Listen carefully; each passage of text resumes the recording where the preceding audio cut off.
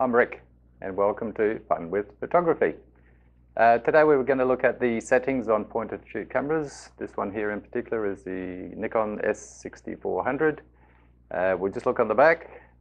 We'll get the best we can out of these cameras, get the optimum settings, and we'll take it from there. And now we have the back of the camera. We'll go into the display settings.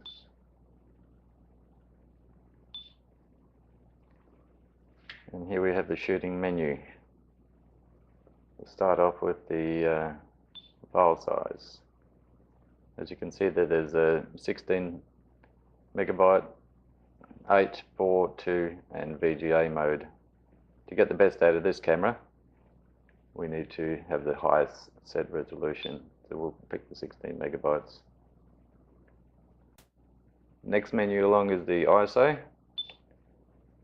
And later on, we can learn more a little bit more about ISOs, and at this stage, we will leave our ISO on auto. Now the white balance. White balance we can set if we're outdoors, if we're under incandescent light, if it's cloudy. There's all sorts of where you can preset it. With a white card or grey card. And at this stage we'll keep ours on auto. Most modern cameras do a pretty good job with auto white balance.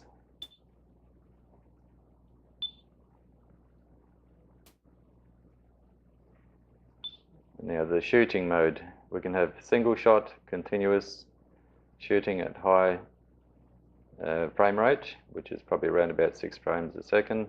Or continuous low at about 3 frames per second. Anything below that is just not going to work very well at all. So the top 3 lines would be the ones we would want to use, and for general shooting we'll just have it on single shot.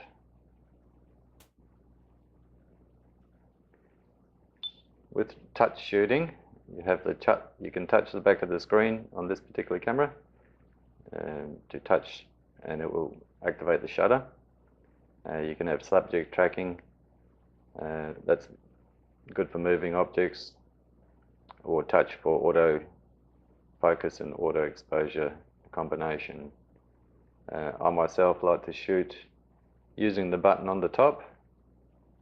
You can half depress it to focus, and then move the camera to half depress to focus. We just get in there, focus, and then I can recompose, and I can take my shot like that.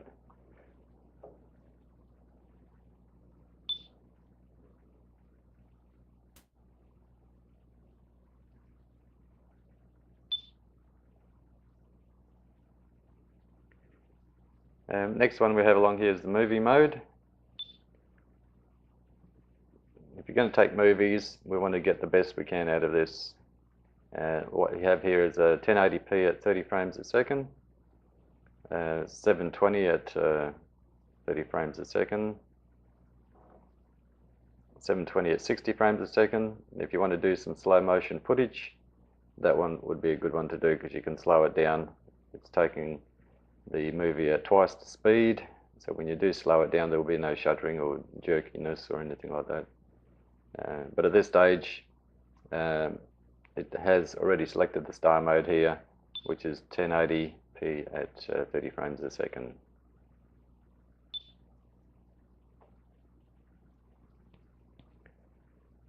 This one here is wind noise reduction, and if you're taking videos, I would definitely have that on position.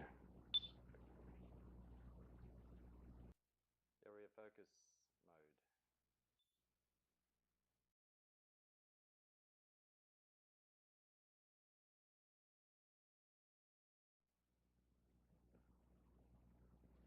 mode. The target finding mode is for moving objects, but at this stage we just leave it at center. in the setup menu. And these are other basic settings, what you want on your welcome screen: time, zone and date, which is something I would update and have the correct time zone and date in there. Monitor settings, there's just the display settings that you want on to appear on the back of your screen. And print date, I always have that off. I can't think of anything worse than having a printed date on a good photograph.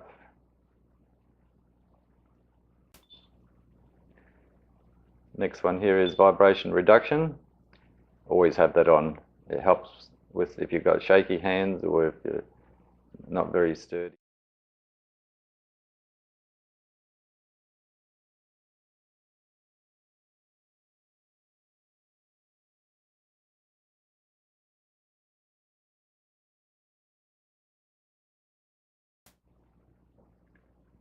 Autofocus assist. What that does is sends a beam of light to help your sensor detect where to focus, and that should always be on.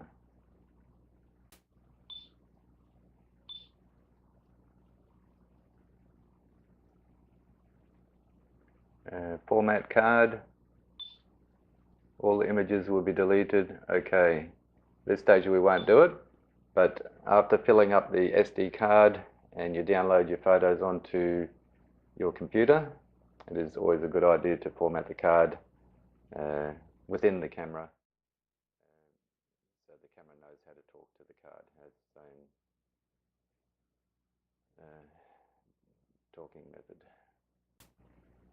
And that's basically it. What we need to do now is work on our composition, and I'll just put forward a little demonstration on that. As a general rule of composition, the rule of thirds has 2 horizontal, 2 vertical lines, roughly 1/3 through the center of your picture. Where they intersect is roughly where the point of focus should be, whether it be a flower, as in this case, or a person. But as you see in the next picture, I have the sky in the top half of the frame and the shoreline in the bottom half of the frame. So the rule of composition here I've broken, but to me that works well. And that's where we have composition. Please remember that composition is just a guide. The rule of thirds is just a guide. If you have a photo and you think that composition works and it works well and you like the photo, then that's very good. That's very fine. That was the point and shoot cameras. I will be doing some settings on the Samsung NX300M and the Fujifilm XM1. They're mirrorless cameras, both very good mirrorless cameras. And at a later date, I'll also be doing a comparison between the two, and we'll see how that goes. I will also be doing settings, looking at the settings on the Nikon D3200, the Nikon D7100 and the Nikon D610. The D7100 and D610 have very similar settings on the back, so I'll probably just look at one or the other, and they should be good for both. Well, I hope you liked this video. Please check out my website at rickjsnowphoto.com, and if you like this video, please click the like and the subscribe button down the bottom, and we will see you next time. Thank you.